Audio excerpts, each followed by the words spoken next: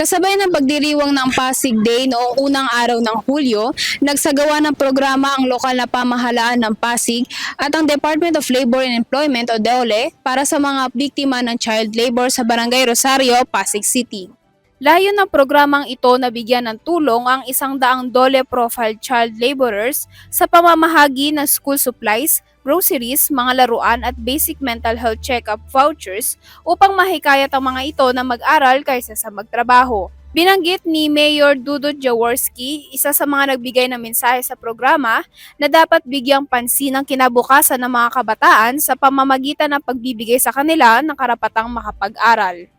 Katuwang naman ng DOLE at lokal na pamahalaan sa programang ito, ang iba pang partner company at local government tulad ng Office of the City Vice Mayor, DOLE Papa Mamarisan, Universal Rubina Corporation, the Medical City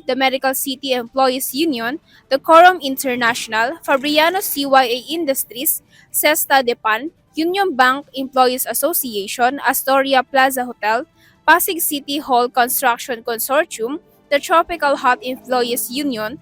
the National Bookstore, at Jollibee Food Corporation. Dagdag pa rito, hindi lang mga bata ang nabigyan ng tulong kundi pati na rin ang mga magulang at guardian na kung saan namahagi ang Pasig City Tripartite Industry Peace Council ng ilang dishwashing livelihood starter kits para sa kanila.